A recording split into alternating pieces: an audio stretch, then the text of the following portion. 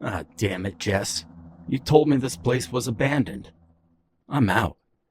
I cursed as I turned my back to the stately, well-kept house that was very obviously not abandoned, making me lose whatever nerve that I thought I had. Jess and I were what you might call disenfranchised youths. Our prospect for the future was pretty bleak, and we were pissed about it. With things only getting worse for us this year, we had decided we were finally pissed enough to do something about it. Or at least pissed enough to do something that made us feel like we were doing something about it.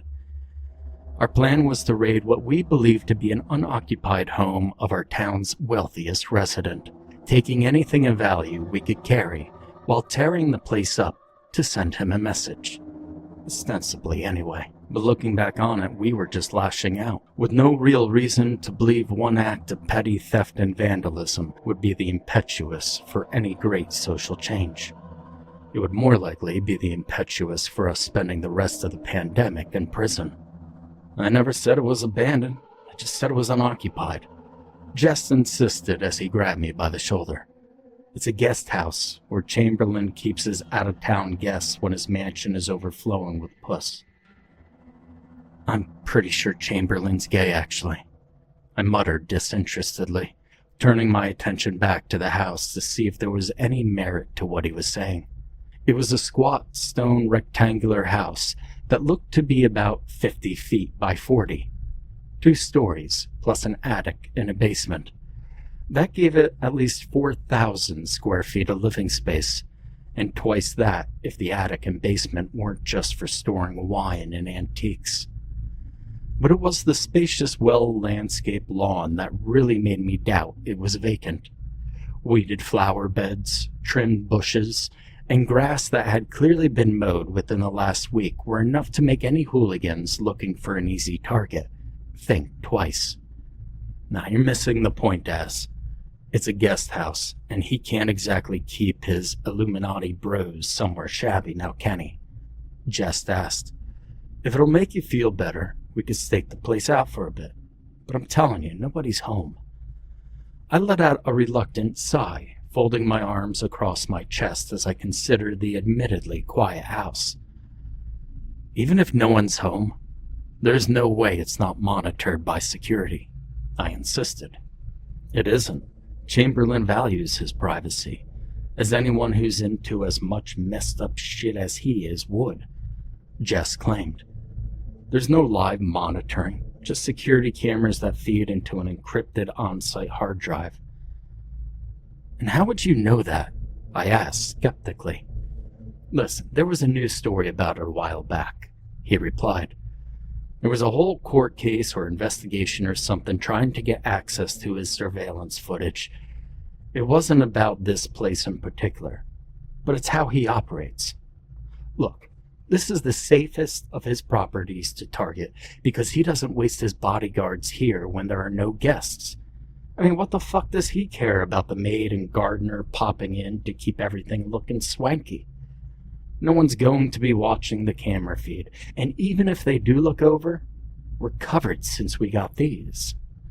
He gestured to his now completely non-suspicious bandana, which he wore because he thought that the nose wires and face masks were 5G antennas meant to increase adrenochrome production, or some bullshit like that. Even if there's no one watching the surveillance cameras, there will still be motion detectors and entry sensors that will alert Chamberlain's goons to a break-in, I argued. Hell, they'll probably be here in minutes. Not without video confirmation, they won't. They got other priorities, Jess countered.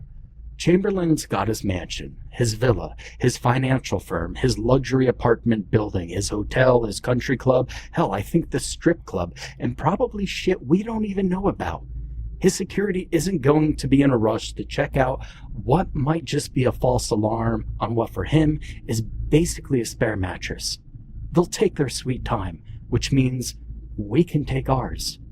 I sighed, trying to figure out if anything he was saying made any sense. He really was piling on a lot of assumptions on top of each other, and for all we knew, we'd already been spotted and flagged as suspicious by the most advanced security AI money could buy. But the news report he mentioned did ring a bell for me, and it made sense that Chamberlain wouldn't risk anyone spying on him through his security cameras. He also owned a lot of real estate, so it wasn't unreasonable to assume that a comparatively small guest house would be a low priority for his security force. Maybe, just maybe, they wouldn't come running right away. The thought of the dragon's smog exploded into a murderous rage upon noticing a single chalice had been stolen from his massive hoard, suddenly injected itself into my mind. Let's find some place we could watch the house unnoticed until after dark. If we don't see any lights on, we'll go for it, I proposed. I was actually trying to save face, since even no one was home. I was sure that the lights would be automatic. An unlit house like that would be way too tempting to burgle. Jess agreed, and we faded back into the trees that shrouded the entirety of the property, mostly shielding it from public view. Sunset came and daylight faded, and yet not one light in, on, or around the house was lit up. It became so dark, it was actually hard to make the nearly mansion-sized house out in the gloom. What'd I tell you, man? Nobody's home, Jess declared as he started heading toward the stone fence. I started to object, but couldn't think of anything to say. If Chamberlain didn't even care enough about this place to put the lights on a timer, then Jess was probably right about the security being lax. I jogged over to him, and together we hopped the fence and sprinted across the spacious lawn. Watch out for the koi pond, Jess warned as we narrowly avoided walking into the decorative pool. That's more of what I'm talking about right there. Chamberlain's real mansions, he's got peacocks and flamingos and all sorts of shit, and he has riding horses at his villa. A koi pond is some cheap-ass landscaping for someone as loaded as him. Jess, have you been to Chamberlain's houses? I asked curiously. What? No. What the hell would someone like me be doing in places like those? He scoffed. As far as he's concerned, people like us aren't even qualified to scrub his toilets. It's just that. This is starting to sound kind of personal. And I thought we were just trying to stick it to the man or something, I explained. That's all we're doing. Grabbing what we can and shitting on the rest for someone so rich they wouldn't give a damn if we burned the whole house down, Jess claimed as we reached the back door. He tried turning the knob, but it turned out that the maid did lock up on her way out. He reached into his pocket and pulled out what looked to be a pair of improvised lockpicks he'd learned to make from a YouTube tutorial. You've done this before, right? I asked skeptically. Yeah, I've been practicing. Don't worry, I'll have this open in a couple of minutes, he assured me. I sighed, and as the seconds ticked by, I started to wonder if bashing down the door or breaking through the window would make enough noise for a neighbor to call the police. Fortunately, it seemed I'd underestimated him, and he had the door open in barely a minute. I froze, expecting some kind of alarm siren to start blaring, but there was nothing but silence in a dark hallway before us. Far from being emboldened by our level of success so far, a feeling of dread began to wash over me. Call me paranoid, but this is starting to feel too easy, I said, the anxiety knotting in my stomach, pushing me to the verge of vomiting. How many times do we need to go over this? Chamberlain not springing for decent security on this place is no weirder than an average guy leaving a tool shed unlocked, he insisted, his tone growing irritable and impatient. Get your flashlight out and let's go. We're wasting time. With a reluctant nod, I fumbled with my flashlight and followed him into the house. The back hall led directly into a large living area, with furniture arranged in a way that reminded me more of a ski or a hunting lodge rather than someone's house. Holy shit. Check out that TV. That's got to be 100 inches, probably 8K, I said in an excited whisper. Without saying a word, Jess unsheathed his crowbar and started smashing it. "Dude, what the hell? Do you have any idea what we could get for that?"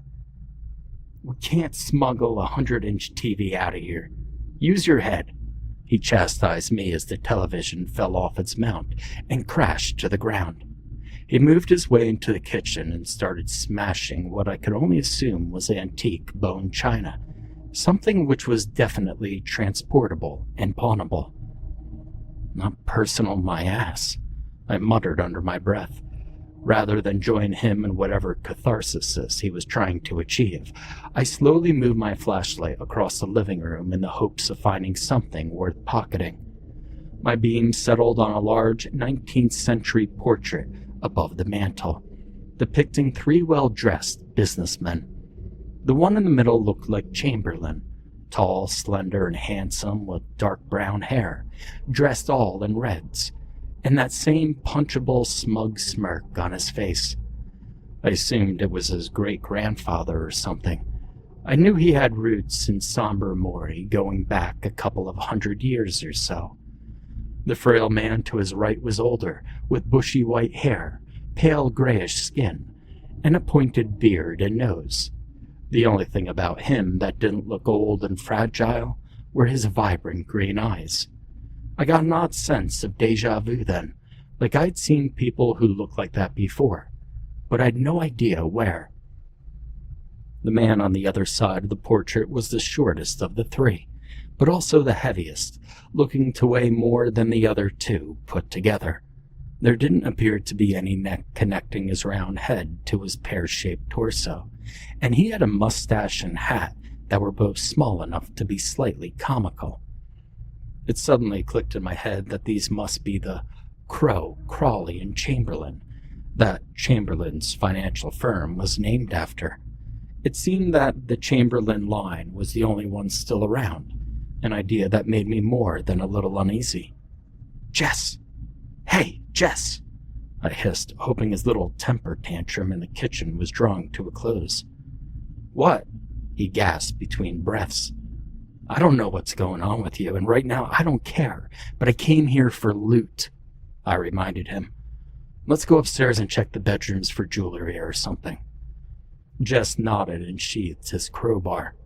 He didn't look satiated, just resigned to the fact that whatever he was doing wasn't actually going to make him feel any better about whatever was bothering him. We crept quietly up to the second floor, though I don't know why. Since Jess's little rampage in the kitchen hadn't brought anyone downstairs, it seemed safe to assume the house was deserted. Once we were upstairs, I just turned the first doorknob in front of me, expecting to find nothing more extraordinary than a neatly kept spare bedroom.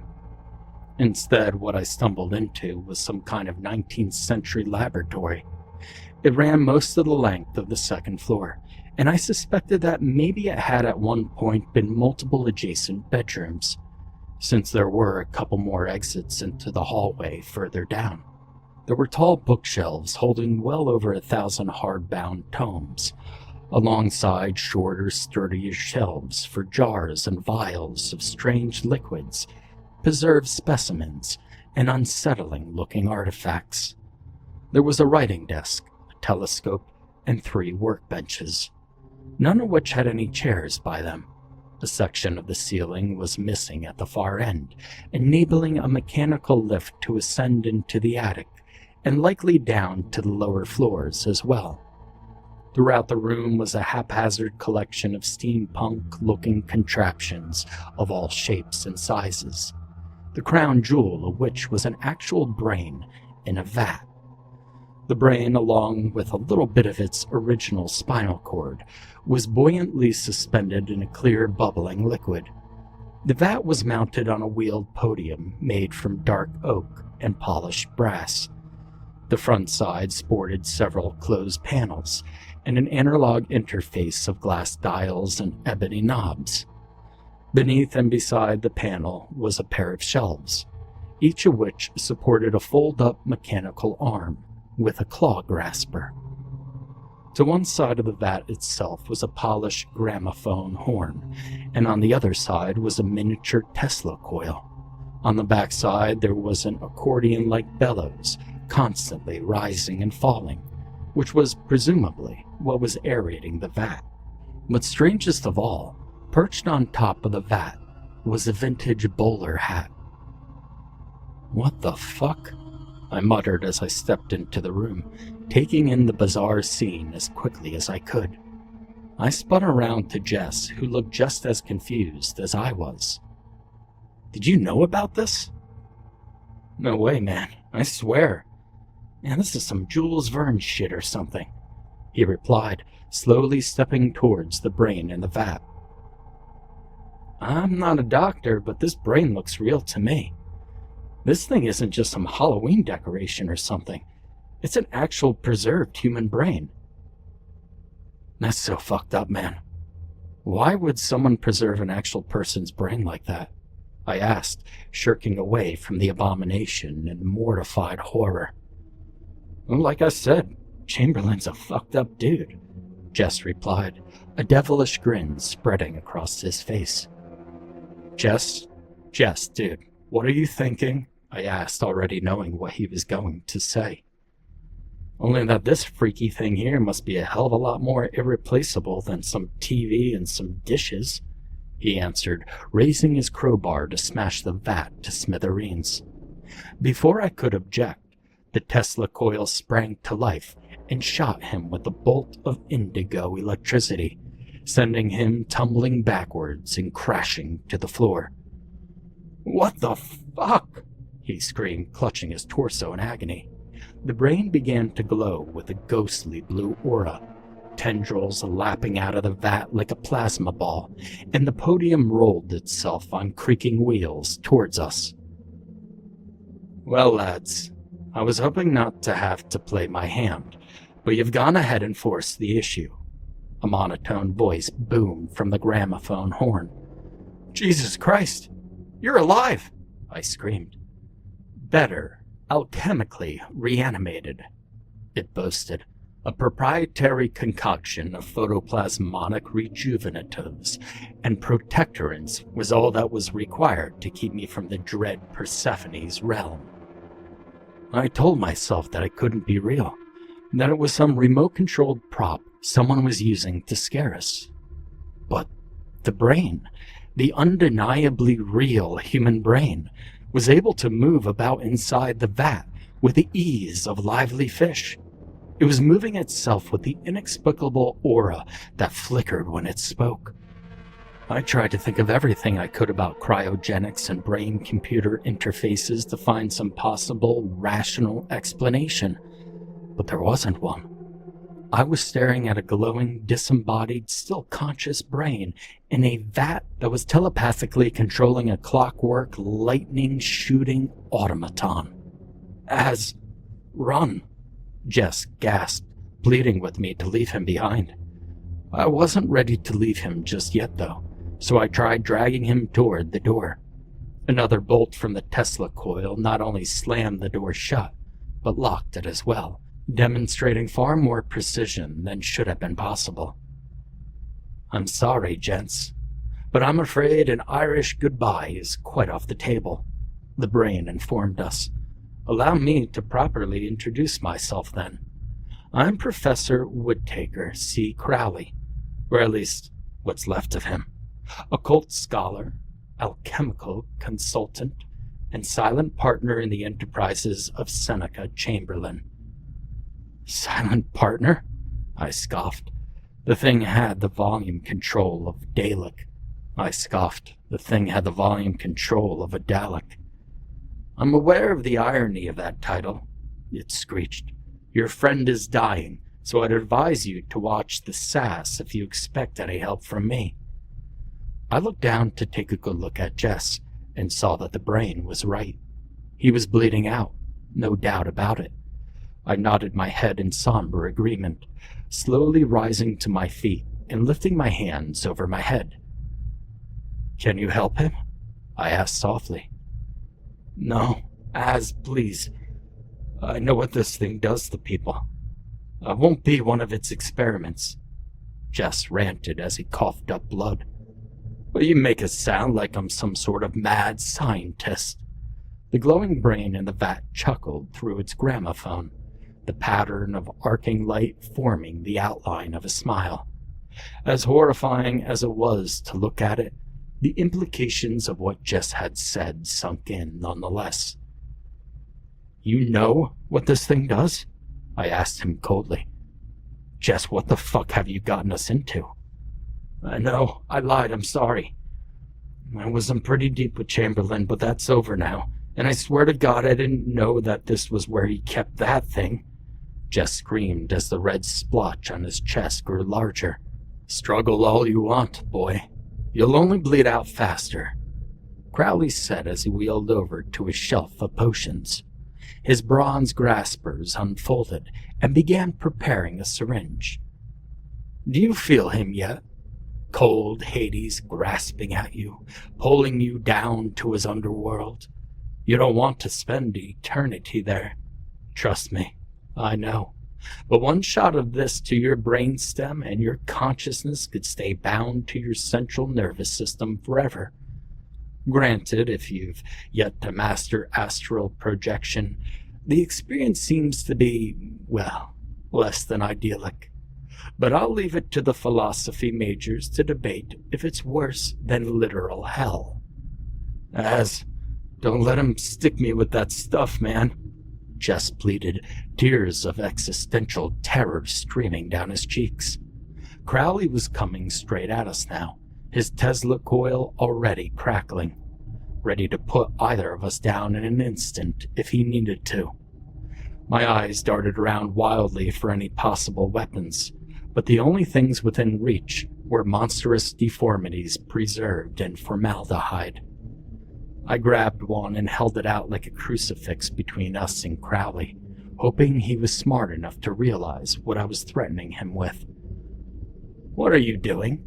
he demanded, though the fact that he backed up a bit while turning down his Tesla coil suggested he knew exactly what I was doing. "This is formaldehyde. It's flammable, even explosive, right?" I asked. "You pull any more of your Palpatine crap on us, and your whole lab goes up in flames." Crowley made a sort of sighing sound with his bellows and shut his Tesla coil off completely. "Now drop the syringe," I ordered. This time Crowley hesitated. "Drop it." "I'll set it down. It would be a shame to waste it." As he said, he placed the needle onto the nearest table. Jess started to laugh, and with his last remaining strength, brought himself to his feet. "Now, my friend and I are leaving, and you're staying here. You got it?" I asked authoritatively. "No, you're the only one getting out of here," Jess said, picking up a jar with the pickled Polyphemus inside. "I'm dying no matter what, and I'm not gonna die for nothing." Before I could say anything, he charged at Crowley, smashing the jar right over the Tesla coil. I watched in horror as the two grappled each other, Crowley's graspers crushing Jess's hands, but Jess slamming Crowley against another shelf, bringing multiple jars of formaldehyde down on the both of them. Either in panic, desperation, or just a short circuit, Crowley fired his Tesla coil, immediately sparking a blaze that engulfed them both. "Run," was Jess's final word to me weakly. There was nothing I could have done to save him then. So I ran. I ran past them and out the next door down from the one we came through, down the hall, down the stairs, and out the back as the second floor burned behind me. I'm not sure how I managed to jump the fence without Jess's help, but I did. Adrenaline, I guess. The next day, the news reported that Jess had died in the fire. They said the fire was arson, that Jess was the arsonist, and made no mention of a secret laboratory run by a floating brain. I don't know if Crowley survived the fire. I don't know if he managed to inject Jess with whatever that stuff was, or if it really did what he said it did. I also don't know if Chamberlain knows I had anything to do with the fire or the break-in, but I left town in a hurry anyway. I've gotten pretty far north, pretty remote, but maybe not remote enough. You see, there's a real nice gold sedan parked across from where I am right now. Probably too nice for anybody who lives nearby. If the worst happens to me, I want to make sure that a public record of what really happened exists somewhere. Jess wasn't an arsonist. He died trying to kill an abomination that should never have existed in the first place. I only hope for both our sakes, for all of our sakes, that he had succeeded.